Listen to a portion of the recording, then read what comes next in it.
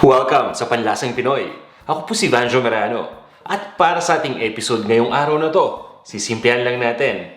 Isang sobrang simpleng ulam na abot kaya ang ating gagawin. At napakadali pa nitong lutuin. Ang tawag dito ay adobong kangkong. At ito yung kompletong listahan ng mga sangkap para dito sa ating recipe.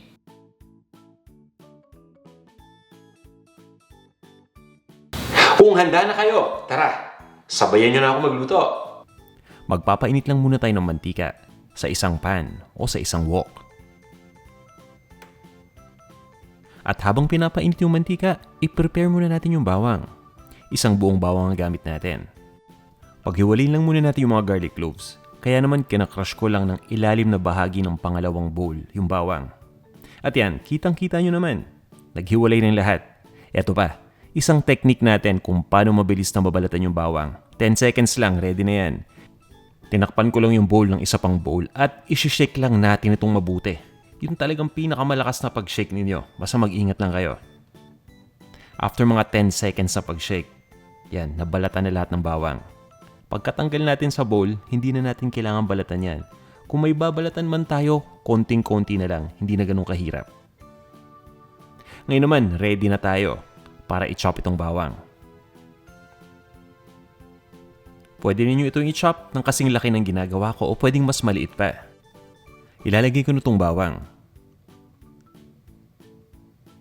At kailangan lang natin itong igisa hanggang sa maging tostado na to. Para sa akin kapag sinabi nating adobo, mapapork man yan, chicken o kahit gulay katulad ng kangkong, okay na okay talaga kapag tostado na yung bawang. Mas magbibigay ito ng masarap na lasa. At once na ma-brown na natin yung bawang, naghihiwalay lang ako ng konti.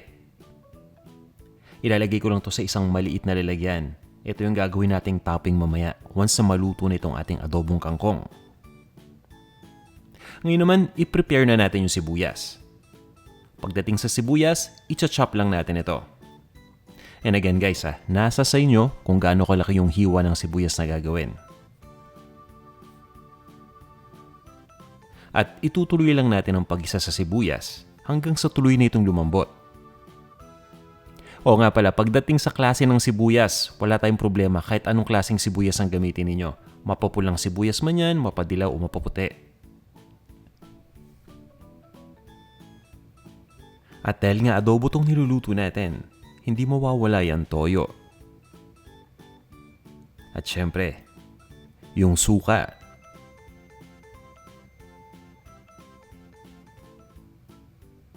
Pagkalagay ng suka, pabayaan lang muna natin kumulo yung mixture.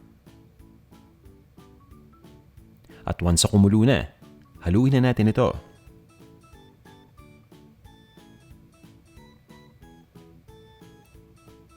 At this point ay ihanda na natin yung kangkong. Pinaghiwalay ko lang yung dahon. At itong tangkay naman ay hiniwa ko lang ng maliliit na peraso. Importante na hugasan natin mabuti yung kangkong. Dahil hindi natin alam kung saan ito nanggaling, di ba? Para lang talagang makasiguro tayo ng malinis yung ating kinakain. At once na mahugasan na natin, ready na to para lutuin. Una ko nilalagay yung tangkay ng kangkong. Yung dahon mamaya na natin ilalagay yan dahil mabilis maluto yung dahon. Ginigisa ko lang ito ng mga 1 hanggang 2 minuto. Para sa version na to, hindi na tayo maglalagay ng tubig. Pero kung gusto ninyo na masabaw yung inyong adobong kangkong, pwede kayong maglagay ng hanggang 1/2 cup ng tubig lang. Basta ang importante at titimplahan natin ito towards the end para naman okay na okay yung lasa. At this point, ay ready na itong tangkay. Susunod kong ilalagay yung dahon ng kangkong.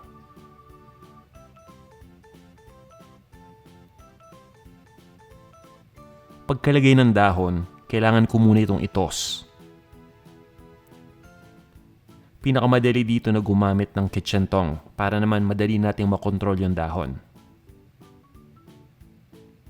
Siguraduhin lang natin na naghalo na lahat ng mga sangkap na nandito sa ating lutuan.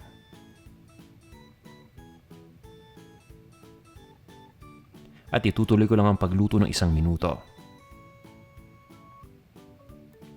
At makalipas ang 1 minuto, tinatakpan ko lang itong ating lutuan.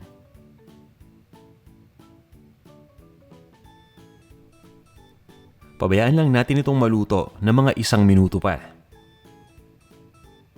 Ganyan lang talaga kadaling magluto nitong adobong kangkong. Makaraan ng 1 minuto, hahaluin ko lang ito uli.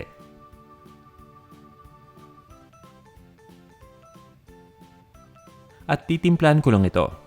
Maya-maya maglalagay ako dito ng ground black pepper.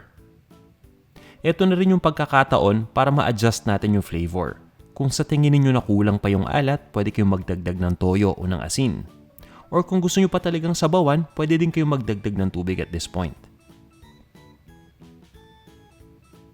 Ito na yung ating ground black pepper. Hahaluin ko lang ito for the last time.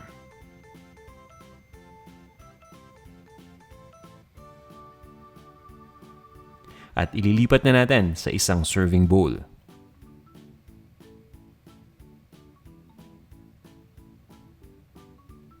Pero hindi pa tayo nagtatapos dyan ha.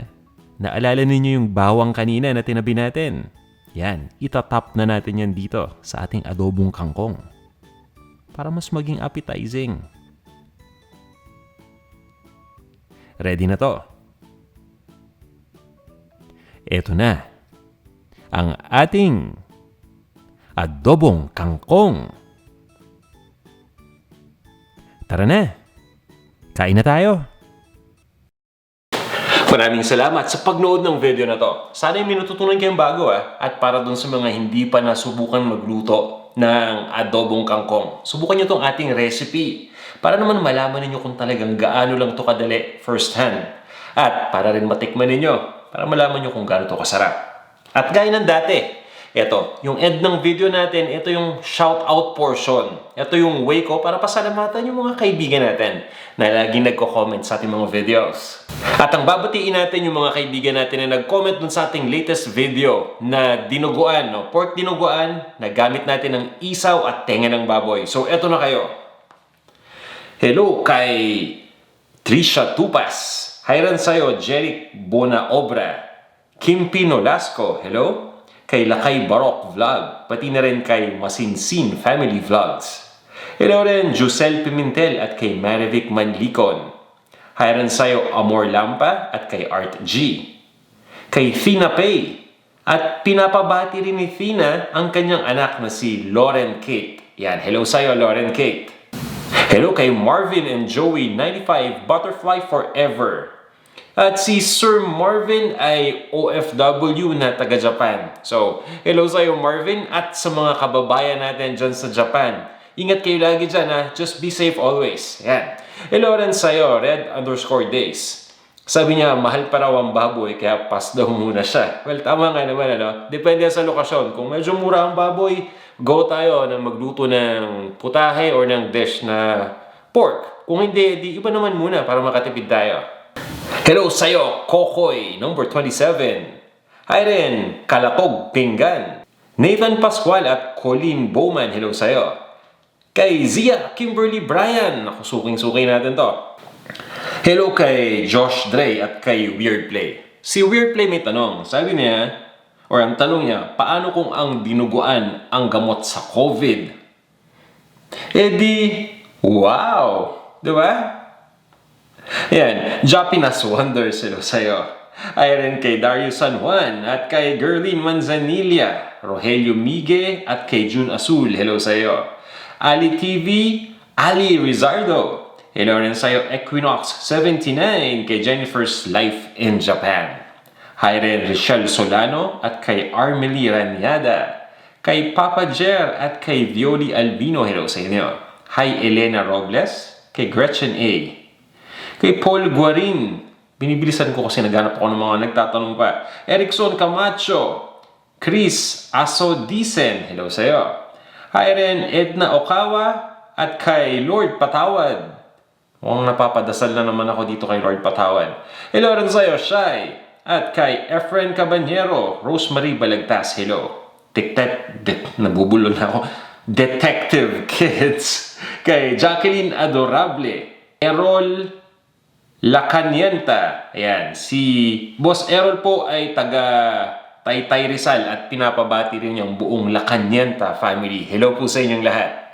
Hello rin June Estrelier at kay Patrick Llaneras, Emeline Lee at kay Marlon Ostre na taga Saudi Arabia. Hello Ramona Rodriguez, Jobay Pinoy Sarap, Den Masuhod, I like the odds. Hello sa'yo. Toffer at kay Let Calderon. Hello.